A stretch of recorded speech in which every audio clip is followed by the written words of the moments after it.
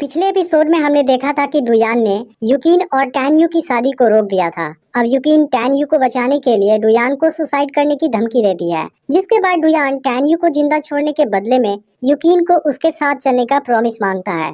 अब युकिन के पास tan you को बचाने का कोई रास्ता नहीं होता, क्योंकि अगर युकिन डुयान के साथ जाने से मना कर देगी तब डुयान टैन यू की पूरी फैमिली को भी मार देगा।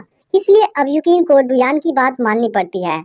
इसके बाद डुयान टैन यू को सोल एंड इमोशन फॉरगेटफुल पिल दे देता है और उसे छोड़ देता है। यानी कि जब टैन यू होश में आएगा तब उसे युकिन के बारे में कुछ भी याद नहीं होगा।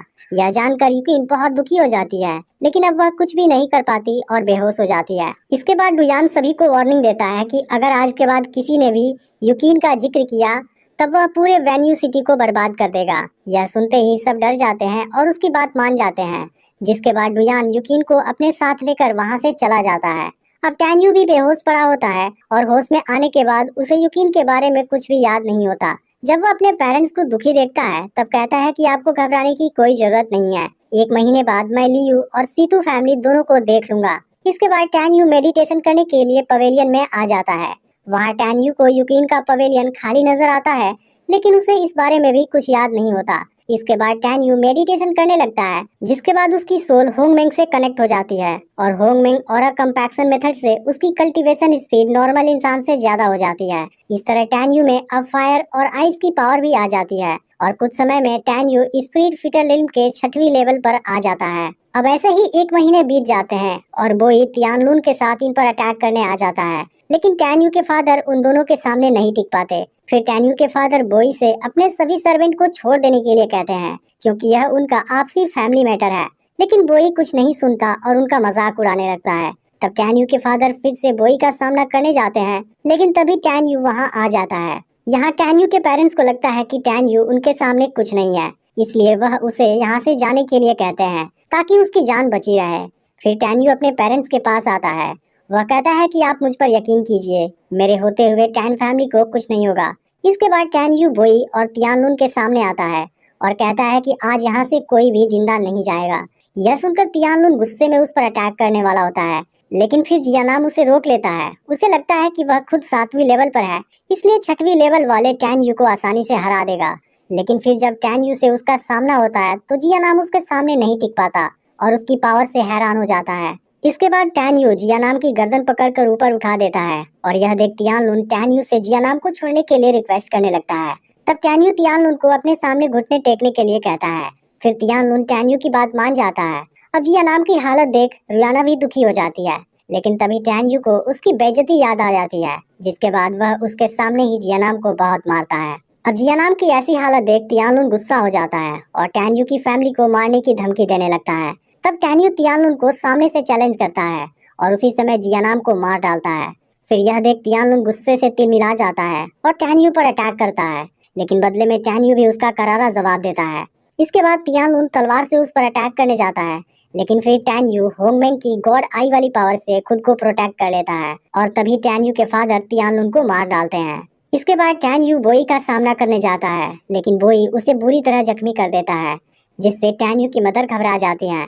इसके बाद बोई टैन यू के फादर से हार मान जाने के लिए कहता है, लेकिन तभी टैन यू फिर से खड़ा हो जाता है और उसकी बॉडी हील हो जाती है। फिर वह बोई से कहता है कि मेरे होते हुए मेरी फैमिली को कुछ नहीं होगा। इसके बाद टैन यू सोल बर्निंग टेक्निक का इस्तेमाल करता है और अपनी बिजली जैसी रफ्तार से बोई पर अटैक करने लगता है। फिर बोई उसका सामना नहीं कर पाता और अपनी डॉटर रुयाना के साथ वहां से भागने लगता है, लेकिन फिर टैन यू रुयाना को अपनी तलवार से मार देता है। वहीं बोई भी ज्यादा समय तक नहीं भाग पाता और टैन यू उसे पकड़कर बहुत मारता है, जिसे देख सिटी के लोग हैरान हो जाते हैं। इसके बाद टैन यू के फादर बोई को जान से मारने के लिए कहते हैं, जिस पर बोई कहता है कि अब मेरा बेटा हुआंगफू सेक्ट का मेंबर बन चुका है, इसलिए वापस आने पर वह तुम्हारी पूरी फैमिली को खत्म कर देगा। बोई अपनी जान बचाने के लिए उनके सामने गिड़गिड़ाने लगता है। फिर टैन यू की मदर उसे छोड़ देने के लिए बोलती हैं, क्योंकि वह बोई के बेटे से थोड़ी घबरा गई थी, लेकिन टैन यू को इस बात से कोई फर्क नहीं पड़ता और वह उसे वहीं मार देता है। यह नज़ारा देख सभी लोग बात करते हैं कि बोई का बेटा वापस आने के बाद इनको नहीं छोड़ेगा। इस दौरान टैन यू थोड़ा सा जख्मी हो गया था, इसलिए टैन यू की मदर उसे हील करने के लिए बाई को बुलाने वाली होती है, लेकिन टैन यू बताता है कि मैं खुद को हील कर सकता हूँ। अब टैन यू को भी रियलाइज हो जाता है कि बोई का बेटा रुलोंग वापस आकर अपना बदला जरूर लेगा, इसलिए टैन यू भी हुआंगफू सेक्ट का मेंबर बनने का डिसाइड करता है, क्योंकि अभी कुछ समय बाद यूजिंग सिटी में इसकी रिक्रूटमेंट होने वाली है। यह सुनकर टैन्यू की मदर घबरा जाती हैं, क्योंकि उसकी सिलेक्शन प्रोसेस के दौरान ही काफी लोगों की जान चली जाती है। तब टैन्यू अपनी मदर को समझाता है और फाइनली उनको मना लेता है। इसके बाद टैन्यू अपने फादर की राय मांगता है। तब उसके फादर बताते हैं कि हुआंगफू सेक्ट हर सिटी में से केवल एक जीनियस को सेलेक्ट करता है और वहां पर हारने वाले को अपनी जान भी गंवानी पड़ती है। इसलिए टैन्यू के फादर इस बारे में उसे फिर से सोचने के लिए कहते हैं, लेकिन टैन्यू बहुत पहले ही डिसाइड कर चुका होता है। तब उसके पेरेंट्स उसे ब्लड स्पिरिट लॉयन देते हैं, जो इसे वहां तक ले जाएगा। इसके अलावा टैन्यू की मदर उसे 10,000 स्पिरिट कॉइंस देती हैं, जिसे वह सेक्ट के अंदर यूज कर सकता है। फिर लास्ट में टैन्यू के फादर उसे अपनी तलवार दे देते हैं। इसके बाद टैन्यू अपने पेरेंट्स का आशीर्वाद लेता है और ब्लड स्पिरिट लाइन पर अपनी जर्नी के लिए निकल जाता है। इस दौरान टैन्यू अपनी स्पिरिट की एक और लेवल को बढ़ा लेता है और 7वें लेवल पर आ जाता है, जिसकी मदद से वह 9वीं लेवल तक के दुश्मनों को भी हरा सकता है। अब फाइनली कुछ दिनों के बाद टैन्यू उस जगह पर आ जाता है जहां पर हुआंगफू सेक्ट के लिए कंपटीशन होने वाला है। इसके कुछ समय बाद वहां पर हुआंगफू सेक्ट की एक मैसेंजर आ जाती है, जो दिखने में एक परी के जैसी खूबसूरत होती है और वही यहाँ आए हुए कैंडिडेट्स का टेस्ट लेने वाली है। उसे देखने के बाद टैन्यू भी उसके बारे में सोचने लगता है।